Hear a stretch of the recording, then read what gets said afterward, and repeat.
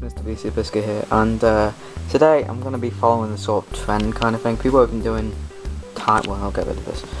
Timelines of miniatures. They're painting, they're modelling, and I decided I do want to. So I've kind of taken groups of year by year the improvement. Unfortunately, I'm missing a year, sort of here, but it's no big deal.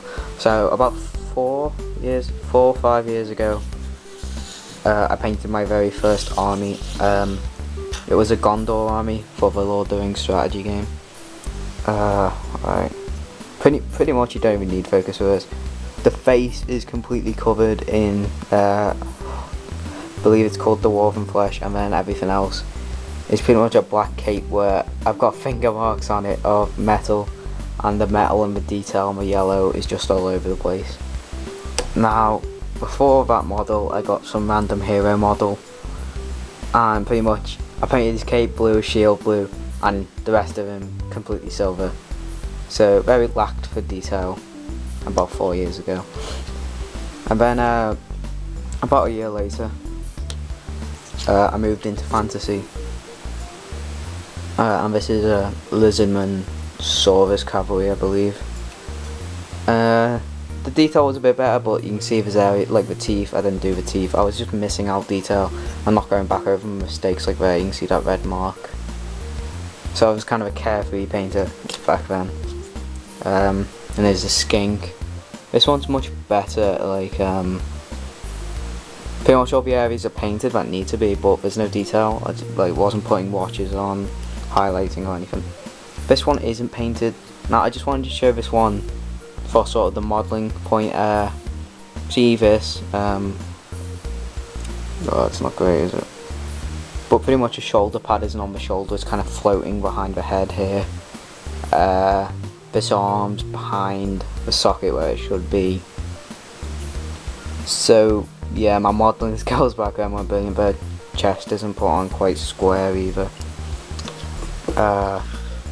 I remember having quite a lot of trouble putting those crew together actually, but it just shows practice makes better, I guess. So this is where I was missing a year, but a year later the orcs came.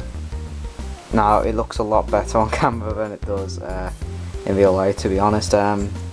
These squares are a bit wobbly, the trousers are a bit grey. They really could do with going over again. But it was a vast improvement from the beginning. And then this was the next thing I painted for the orcs. Unfortunately his arm came off, I can't find that anywhere. But on this mod I spent ages going back over my mistakes, making sure all the areas were done. So pretty much the only thing that was missing on this was highlighting, and I haven't gone back because I really like the model the way it is. So about 5 months, 6 months after that came this jump pack guy.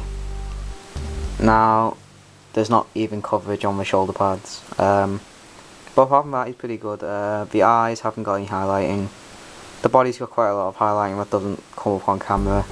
A lot of dry brushing. The decals aren't put on brilliantly though. And this isn't the last thing I painted. The last thing I painted isn't actually here. I think it's upstairs, so I'll try and find it. If I don't find it, I won't put it on the end of the video, but this is one of the most recent things I could find. So there's a lot more detail, a lot more wash work, some time thinking about the colours. Unfortunately the quality isn't brilliant. We'll see if we can get it better here. But yeah, there's the rest of those crew who found those before. Whoops. So the glue work wasn't that good either. I'll fix that. So pretty much, I've been wargaming for about 4 years, 5 years, and since then there's been a vast improvement from not going over detail, not putting in time to washes and highlighting.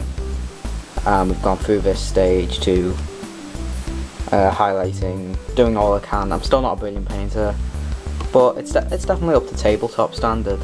From sort of here on out, I believe it's tabletop. Everything before here I feel a bit embarrassed putting on the table. So thank you guys for watching. I'll see you again next time.